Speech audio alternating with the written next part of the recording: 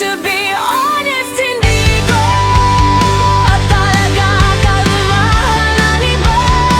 Kasi yung puso ko nasa kanya pa rin. Kahit pilitin ko sarili ko, nakalimutan siya o ibaling sa iba. Hindi talaga gumagana. I still look for her in everything. Kahit aminado, ako nasa lang talaga.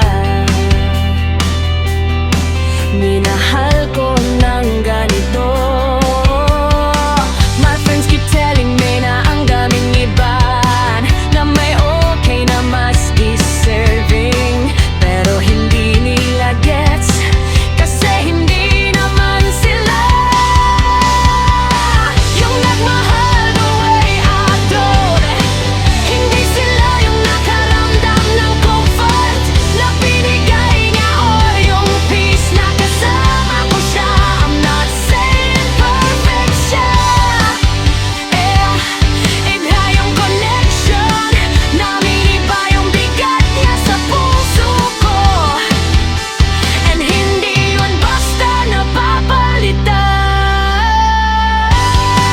I'm not ready to love someone else. And honestly, hindi ko rin alam kung magiging ready pa ba to someday. Pero right now, alam ko yung totoo.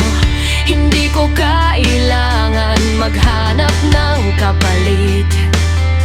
Hindi ko kailangan pilitin yung sarili ko para lang masabing naka-move on na ako. Kasi the truth is I still love her. And kahit gaano ko itago, kahit gaano ko i-deny, alam ko na siya lang talaga yung gusto ko. I'm not waiting para kaawaan. Hindi ako loyal para magmukhang martir. Yung ganito lang talaga ako magmahal. Once in a lifetime, if dumating man araw na mawala lahat ng sakit, then good. Pero kung hindi man, at kung siya lang talaga yung pipiliin ng puso ko until the end, then okay lang sa'kin. Because I know what I felt was real. And minsan sapat na yun